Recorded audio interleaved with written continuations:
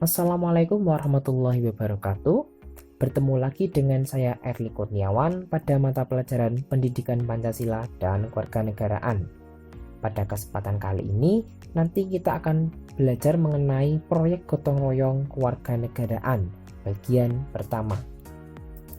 Pada bagian pertama ini, nanti akan membahas mengenai konsep dari gotong royong dan juga makna penting dari gotong royong. Yang pertama, konsep gotong royong. Untuk mengetahui mengenai konsep gotong royong, di sini saya akan menampilkan dua gambar. Gambar yang A, itu ada seorang anak yang membersihkan lingkungan rumah sendirian. Kemudian gambar B, itu ada beberapa anak yang secara bersama-sama bekerja sama untuk membersihkan lingkungan rumah.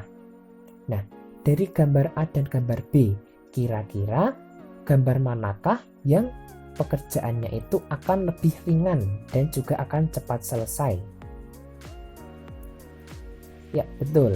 Jadi yang gambar B lah yang pekerjaannya itu akan terasa lebih ringan karena dilakukan secara bersama-sama. Ada pepatah yang mengatakan bahwa berat sama dipikul, ringan sama dijinjing, yang mempunyai arti pekerjaan berat itu jika dilakukan secara bersama-sama akan terasa lebih ringan dan akan cepat selesai. Pepatah ini itu dapat menggambarkan makna dari sebuah gotong royong. Sebagai makhluk sosial, manusia itu tidak dapat hidup sendiri. Manusia senantiasa membutuhkan bantuan dari orang lain. Hal ini menjadi fitrah bagi seorang manusia. Oleh karena itu, dalam kehidupan masyarakat diperlukan adanya kerjasama, gotong royong, dan sikap saling membantu untuk menyelesaikan berbagai permasalahan hidup. Lalu, sebetulnya apa itu gotong royong? Nah, gotong royong itu sebetulnya berasal dari bahasa Jawa, yaitu gotong yang artinya pikul atau angkat, dan juga royong yang berarti bersama-sama. Dengan demikian, secara harfiah, gotong royong itu dapat diartikan mengangkat beban secara bersama-sama agar beban itu menjadi lebih ringan. Nah, itu adalah pengertian dari gotong royong. Selanjutnya, sebetulnya apa saja jenis-jenis dari gotong royong itu? Nah, di sini Kuncoro Ningrat itu sudah membagi jenis-jenis gotong royong menjadi dua. Yang pertama, gotong royong tolong-menolong. Nah, gotong royong tolong-menolong ini itu bersifat lebih individual. Misalnya, menolong tetangga kita yang sedang mengadakan pesta pernikahan, upacara kematian, membangun rumah, dan sebagainya. Jadi, gotong royong tolong-menolong ini itu bersifat individu dan untuk kepentingan pribadi. Kemudian yang kedua, ada gotong royong kerja bakti. Nah, kalau untuk gotong royong kerja bakti ini biasanya dilakukan untuk mengerjakan sesuatu hal yang sifatnya itu untuk kepentingan umum, seperti bersih-bersih desa atau kampung, memperbaiki jalan, membuat tanggul, dan lain sebagainya. Jadi kalau untuk yang tolong-menolong itu bersifat untuk kepentingan pribadi, sedangkan kerja bakti itu untuk kepentingan umum. Lebih lanjut, Kuncoro Ningrat itu juga membagi gotong royong yang terdapat pada masyarakat pedesaan menjadi 4 jenis. Yang pertama, tolong-menolong dalam aktivitas pertanian, baik itu mulai dari mengolah tanah sampai pada memetik hasil panen. Kemudian yang kedua, tolong-menolong dalam aktivitas sekitar rumah tangga. Contohnya itu membangun rumah, membersihkan lingkungan sekitar, dan juga kegiatan tolong-menolong lain yang sifatnya itu dilakukan di sekitar rumah tangga. Kemudian yang ketiga, tolong-menolong dalam aktivitas persiapan pesta dan upacara. Kalau untuk yang ketiga ini itu bersifatnya itu lebih bahagia. Contohnya, misalkan ada tetangga yang sedang melaksanakan upacara pesta pernikahan. Pasti nanti tetangga lainnya itu pasti nanti akan membantu untuk mempersiapkan upacara pesta pernikahan tersebut. Kemudian yang keempat, tolong-menolong dalam peristiwa kecelakaan, bencana, dan kematian. Nah, jadi misalkan ada di satu daerah terjadi bencana tanah longsor, pasti nanti warga di sekitarnya itu nanti akan bersama-sama untuk membantu menyelesaikan bencana dari bencana tanah longsor tersebut. Gotong royong itu lahir atas dorongan kesadaran dan semangat untuk mengerjakan sesuatu secara bersama-sama, serentak, dan beramai-ramai tanpa memikirkan dan mengutamakan keuntungan pribadi. Gotong royong itu juga harus dilandasi dengan semangat keikhlasan, kerelaan, kebersamaan, toleransi, dan kepercayaan. Dan di dalam gotong royong itu juga melekat nilai-nilai Pancasila, yaitu ketuhanan, kemanusiaan, persatuan, musyawarah, dan keadilan sosial yang merupakan landasan filsafat bangsa Indonesia.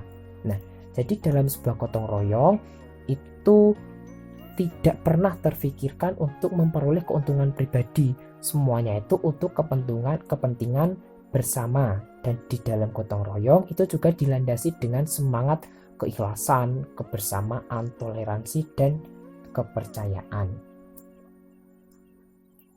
Nah, di sini ada pendapat dari Bintarto mengenai gotong royong. Bintarto itu mengatakan bahwa gotong royong itu merupakan perilaku sosial dan juga tata nilai kehidupan sosial yang ada sejak lama dalam kehidupan desa Indonesia. Nah, jadi perilaku atau sikap gotong royong itu sudah ada sejak zaman dahulu di dalam pedesaan Indonesia. Secara sosiohistoris, tradisi gotong royong itu juga sudah tumbuh subur di pedesaan Indonesia. Lantaran kehidupan pertanian itu memerlukan kerjasama yang besar untuk mengolah tanah, menanam, memelihara, hingga memetik hasil panen. Seperti yang kita ketahui bahwa sebagian besar masyarakat Indonesia itu adalah bermata pencaharian sebagai petani. Nah, dalam kegiatan pertanian itu pasti akan timbul perilaku kerjasama yang sangat besar dari masyarakatnya, baik itu mulai dari mengolah tanah sampai kepada memetik hasil panen. Bagi bangsa Indonesia, gotong royong itu tidak hanya bermakna sebagai perilaku, tetapi berperan pula sebagai nilai-nilai moral. Dan itu, hal ini mengandung pengertian bahwa gotong royong itu senantiasa menjadi pedoman perilaku dan pandangan hidup bangsa Indonesia dalam beragam bentuk. Nah, sebetulnya dari gotong royong itu apa toh ya manfaat yang kita peroleh?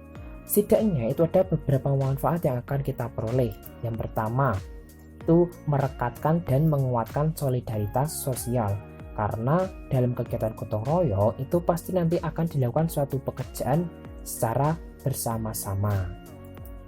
Kemudian yang kedua, gotong royong juga dapat mengurangi kesalahpahaman sehingga dapat mencegah terjadinya berbagai macam konflik. Kemudian yang ketiga, membantu meringankan beban orang lain.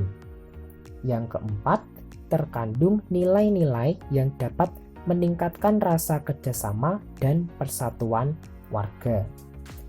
Kemudian yang kelima, melahirkan sikap kebersamaan, saling tolong-menolong, dan menghargai perbedaan. Nah, jadi ini adalah beberapa manfaat yang akan kita peroleh dari adanya sikap atau perilaku gotong royong. Nah, gotong royong itu juga berkontribusi besar dalam perjuangan kemerdekaan bangsa Indonesia. Hal ini dapat dilihat dari beberapa hal berikut. Yang pertama, itu penyebaran informasi kemerdekaan ke pelosok negeri dan dunia.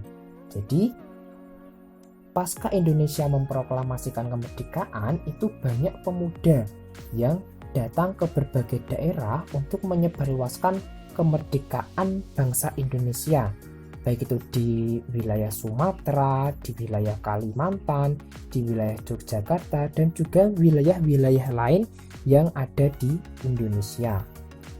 Kemudian yang kedua, spirit gotong royong itu juga ditanamkan dan dipraktikkan oleh para tokoh bangsa lintas agama etnis, baik dari kalangan sipil maupun dari kalangan militer selama revolusi kemerdekaan di Yogyakarta. Nah, hal ini dapat dilihat dari beberapa hal berikut. Contohnya, di dalam perjuangan kemerdekaan itu ada nama Soekarno, Sri Sultan Hamengkubuwono IX, Sudirman, Hajar Dewantara yang berlatar belakang suku Jawa. Kemudian ada pula Muhammad Yamin, Muhammad Hatta, Sultan Syahrir itu yang berlatar belakang suku Minang. Ada pula Simatupang dan juga Nasution dari Tapanuli, dan ada Kawilarang dan A.A. Maramis dari Manado, dan juga terdapat Muhammad Yusuf dari Makassar dan Tengku M. Hasan dari Aceh dan A.R. Baswedan yang berketurunan Arab. Selain itu, semangat gotong royong dengan mengesampingkan perbedaan juga terasa di Yogyakarta. Realitas ini antara lain dapat dilihat dari penjumpaan antara tokoh Muhammadiyah seperti Ki Bagus Hadikusumo, tokoh Nahdlatul Ulama seperti Kiai Haji Wahid Hasyim, dan juga tokoh Persatuan Islam seperti Muhammad Nasir, tokoh Ahmadiyah seperti Sayyid Syekh Muhammad Al-Jaini, dan juga tokoh Katolik seperti I.J. Kasimo dan lain sebagainya. Nah, itu adalah materi mengenai proyek gotong royong kewarganegaraan bagian pertama. Untuk bagian kedua nanti akan saya sambung ke video selanjutnya. Dari saya cukup sekian, kurang lebihnya mohon maaf. Wassalamualaikum warahmatullahi wabarakatuh. Tetap semangat dan salam Pancasila.